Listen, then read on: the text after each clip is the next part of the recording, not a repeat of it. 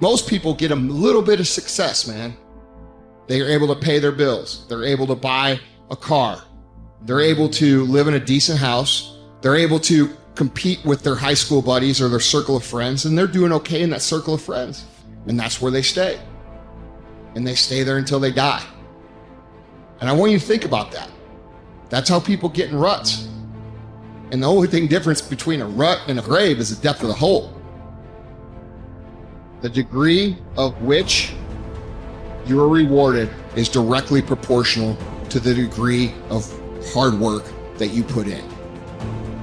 If you just do what you want right now all the time, one of the problems with that is you're going to get yourself in trouble. And everyone knows that. This is why 2-year-olds can't really live on their own, because they're whim predicated with no thought whatsoever for the iterating consequences of that into the future. Because people are self-conscious and can see the future, we have to bind our actions in the present in relationship to our future selves. You have to act now so you don't hurt you tomorrow and you next week and you next month and you in a year and 5 years and 10 years. And that's actually a community of potential selves that extends across time. You sacrifice the whims of the moment, so that's delayed gratification and maybe a definition of maturity. You sacrifice that because it's a better medium to long-term contract or covenant with yourself, but at the same time, that applies to everyone else, because there's no difference between me serving who I'm going to be when I'm 75 and me serving other people. That ethos unites. I want to tell you what people don't want to tell you. Why you stop is because you're lazy. You don't mind getting bad grades in school. It doesn't bother you enough to be mediocre, to be average, to sit around and watch people do great things. You don't mind it. You don't care enough about yourself. When that mind gets relaxed, man, you are f***ed. It's supposed to be hard, man. It's supposed to be grimy. It's supposed to be gritty. It's supposed to be horrible. It's supposed to be really ugly. I'm supposed to be battered. I'm supposed to be bruised. I'm supposed to be beaten. Your mind has to touch hardship. It's how you start to create the calloused mind. This is how I'm going to grow. I guarantee you, when you do it, nobody can do it like you do it. The problem is you don't hardly do it. You love sleep too much. You love that alcohol too much. You love that substance too much. You love that vice too much. There's something that you love more than yourself, than your dreams, than your goals.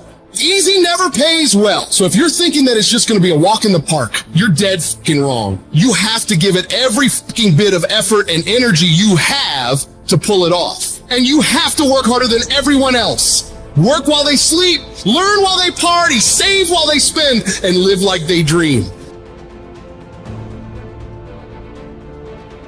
In any case, people do waste a lot of time, and they also act counterproductively a lot of the time.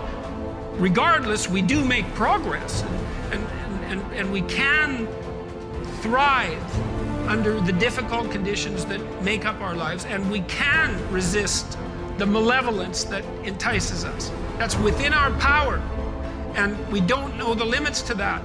And we also know that it's better to, we all know this, that it's better to live courageously than cowardly. Everyone knows that. That's what you teach people that you love.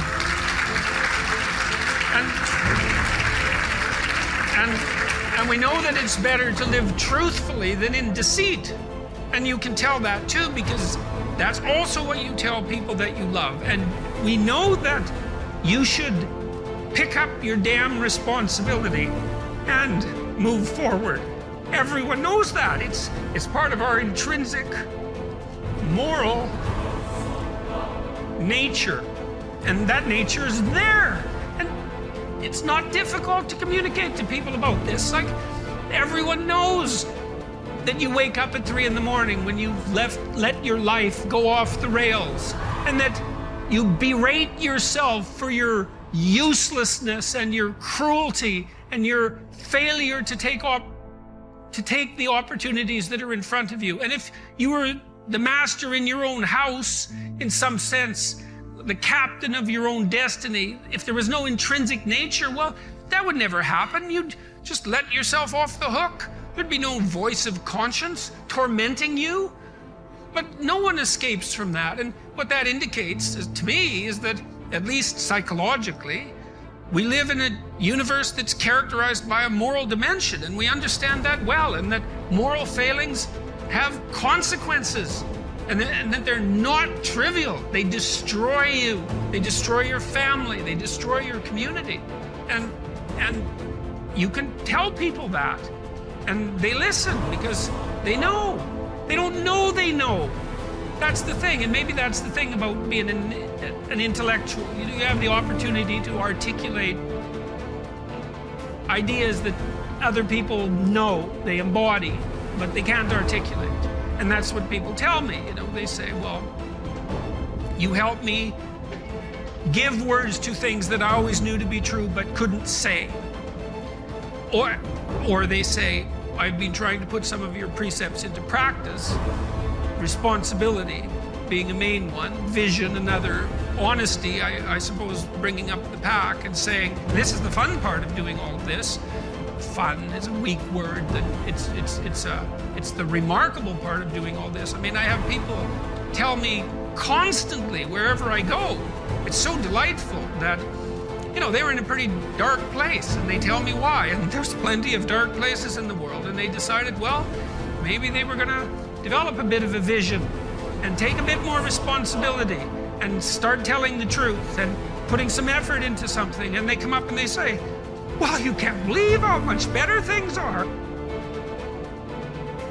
First say to yourself what you would be, and then do what you have to do. If you aren't happy with who you are, you first need to identify who it is that you desire to be.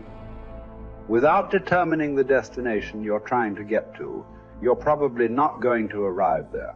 The next step after you figure out who you want to be in your life is to take the necessary steps towards this goal. After all, putting a tack in a map on the wall is a great first step towards going on a journey. But that's only the first step. In order to achieve the good life that you want to live, you will need to exercise your will and do what you have to do to make your dream a reality. Now I will explain how you can recognize that you are not wise.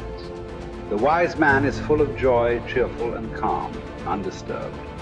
He lives on equal terms with the gods. Now examine yourself. If you are never sad, if no hope disturbs your mind with anticipation of the future, if by day and night the condition of your spirit is even and unvarying, alert and happy with itself, then you have reached the high point of human good. The greatest obstacle is probably when meditation comes out of a sense of lack or neediness.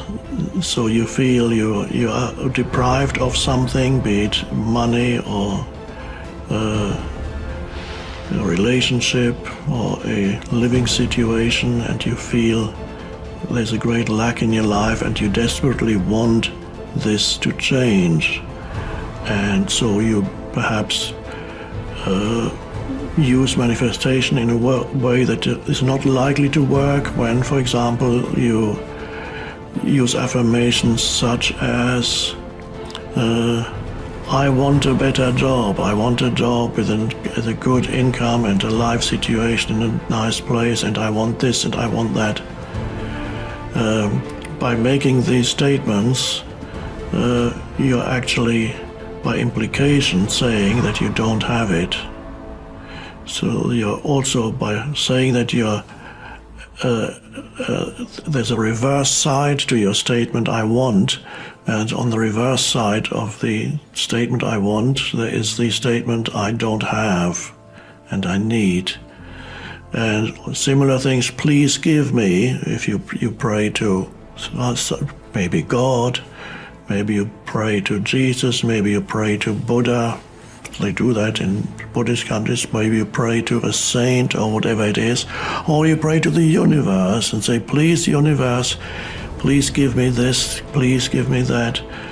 That also doesn't work very well. If it works, it could be accidentally, who knows, but usually that greatly diminishes your power of manifestation, because the manifestation practice arises out of a state of lack or neediness. So there's no powerful manifestation there. The secret of manifestation is expressed in one simple statement by Jesus, and that encapsulates all the books that have been written on manifestation and will ever be written on manifestation. It's just one simple sentence. It says, when you pray for something, believe that it has been given, or that you already have it, and then you will receive it. So the important thing is, he doesn't say believe that you will receive it. He says believe that you have received it. So there, the secret is hiding in that statement, believe that you have received it.